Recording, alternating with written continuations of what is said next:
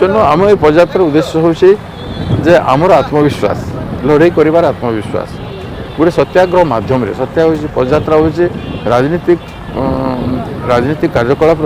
सबुठ बड़ सत्याग्रह आज सत्याग्रह दरकार ओडिशा रे गोटे आमूल परिवर्तन दरकार राजनीतिक चरित्र परिवर्तन दरकार कैरेक्टर परफॉर्मेंस एवं भोट जितवाई जहाँ ताहा करा जो भोट जीतिक गलापर लोकंर दुख सुख असुविधा कहीं बुझुना इलेक्शन सभार पैसा फिंगिकी भोट जीतवाई से चेष्टा करुँच टोटाल जो ब्यूरोक्रेसी जो मैंने शपथ ग्रहण कर देश सेवा करने से राजनीति में विनियोग कर क्षमता को परिचालना कर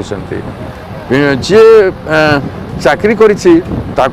से परिचालना करिवो आउ जे नेता होगी जीव से संगे मिसिक परिचालना कर लोक कथा किए शुणव लोकंर मर्यादा नहीं ओडिशा रे नारीर सम्मान पाई पारे कि केते नारीर केते कथा है आप देखो 36,000 मुख्य सीएम हाउस रे कहते 36,000 रु 4,400 केते महिला निखोज अच्छा ट्राफिकिंग होती 8,000 ऊर्ध्व शिशु ट्राफिकिंग होती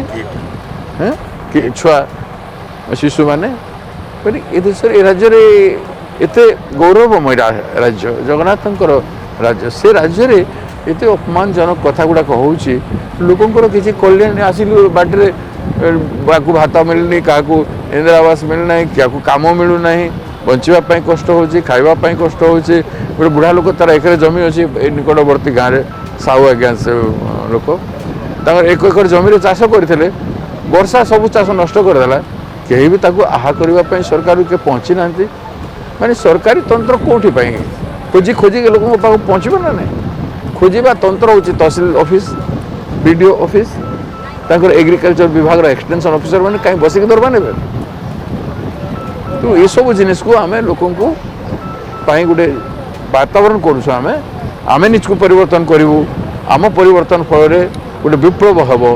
एवं सबु दल परिवर्तन निजको करी ओडिशा मंगल करेंगे।